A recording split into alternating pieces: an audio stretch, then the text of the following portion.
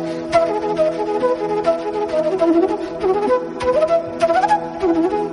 friends, in the last lecture we find the solution for the most general solution for the differential equation of damped oscillation.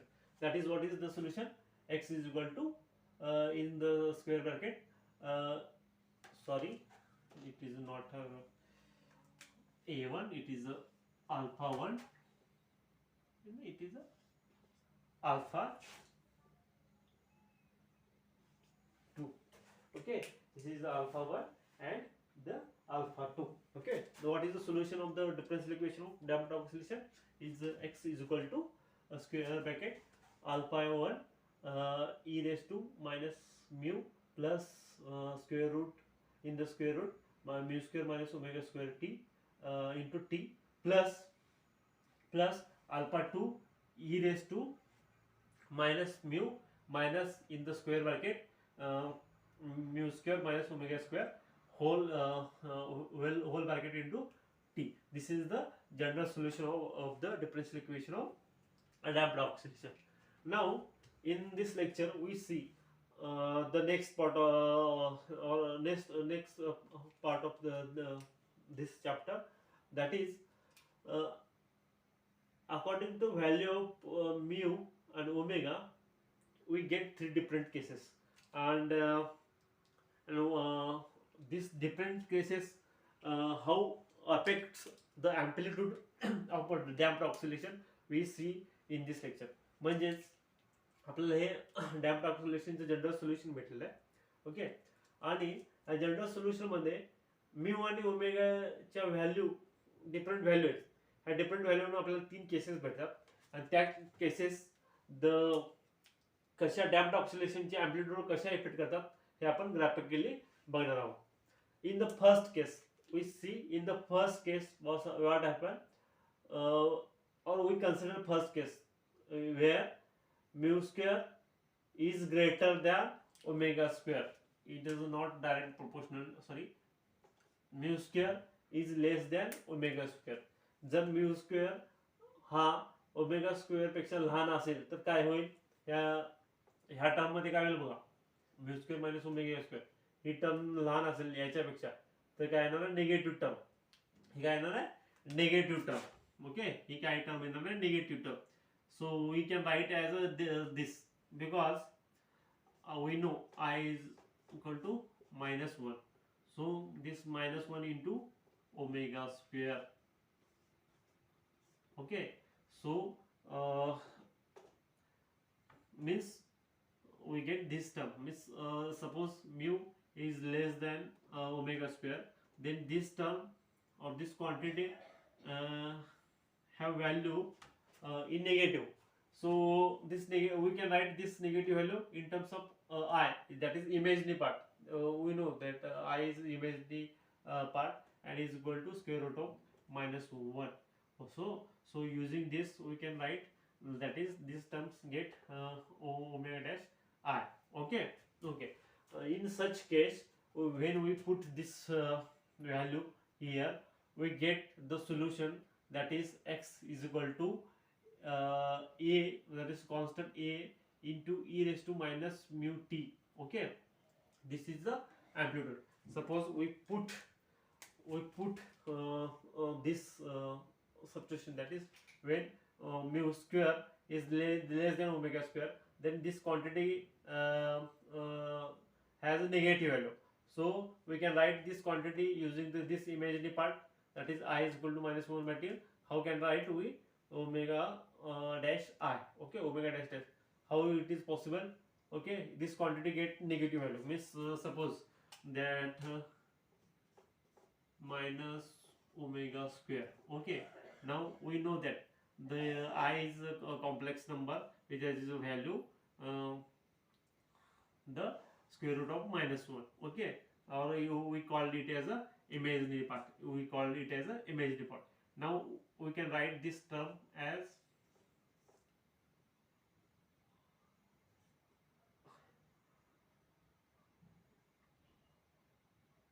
square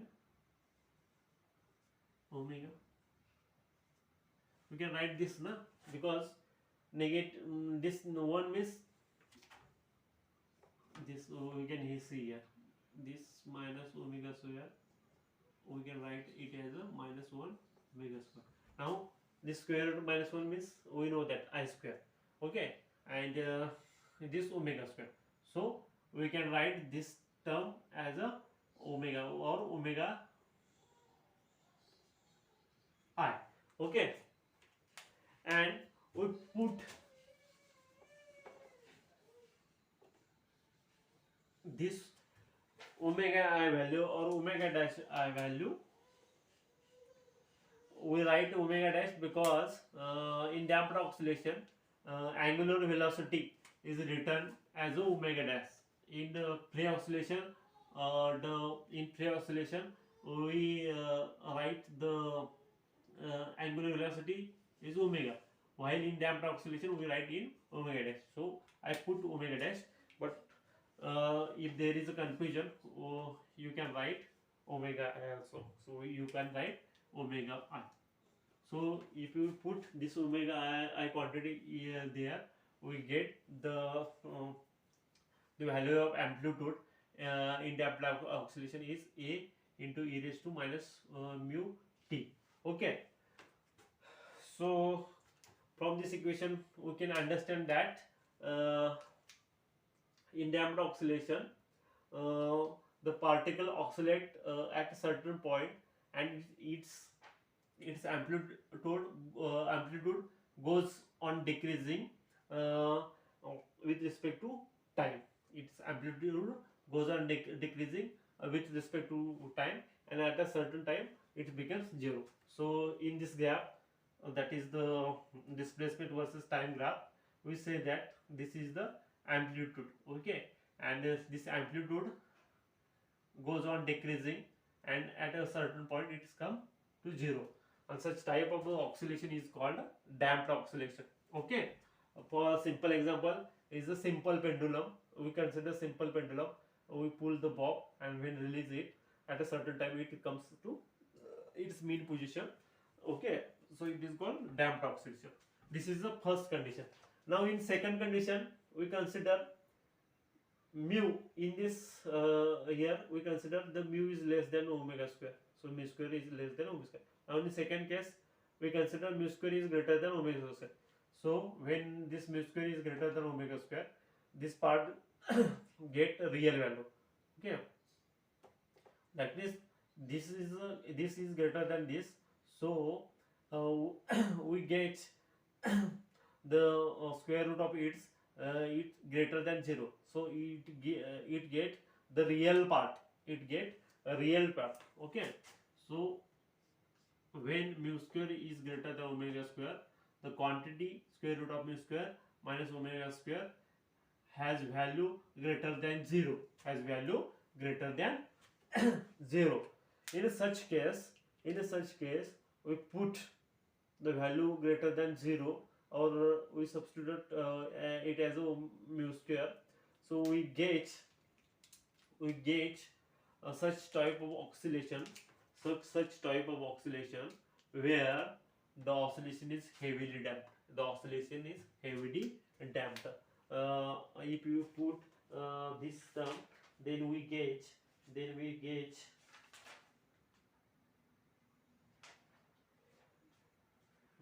this. When we put in this equation, then we get the oscillation is heavily damped. For example, we consider the mass attached to the spring, and this system is pull in the oil. So mass is attached to the spring having constant K, and this whole system, if we put in the oil and we push or pull this mass and release it, then it's act like a heavily damped. Means what means at a, it rapidly the amplitude of this is rapidly becomes 0. We can see when we release, its amplitude rapidly becomes to 0. Its amplitude rapidly becomes to 0.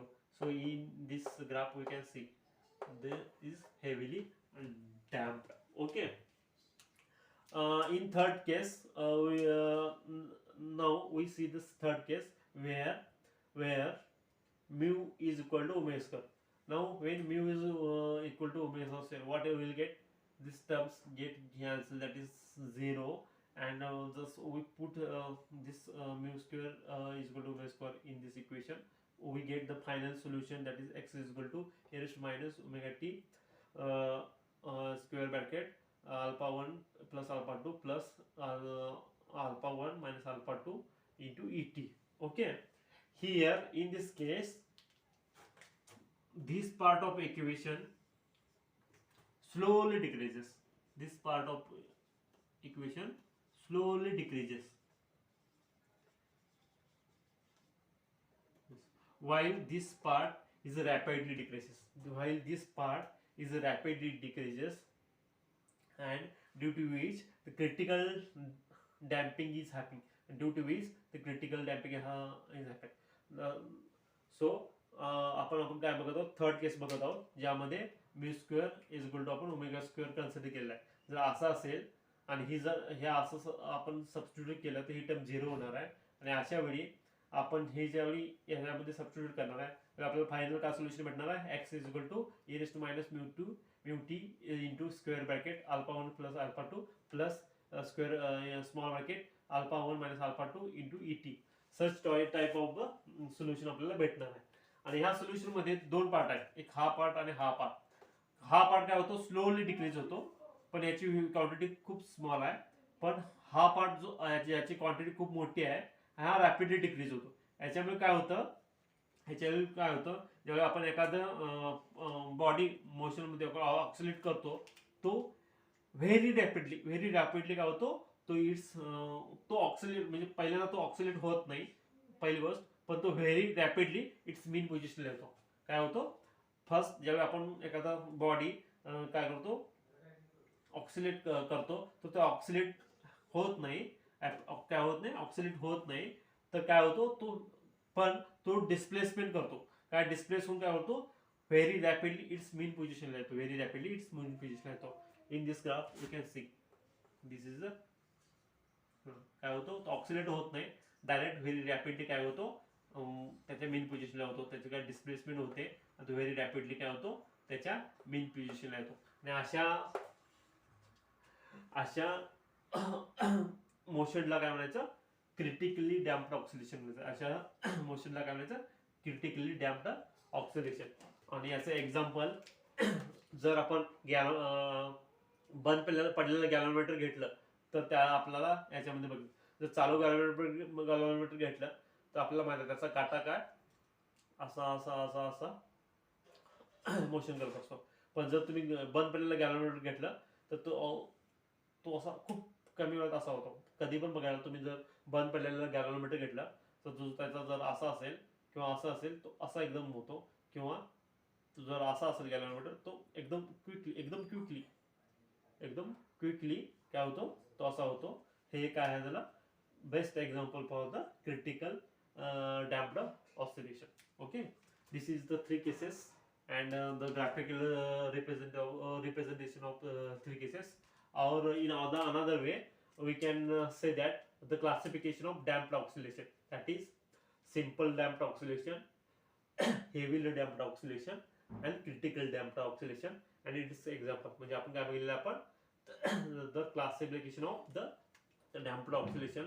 First classification कुठला आहे, simple damped oscillation, second heavily damped oscillation, third critically damped oscillation.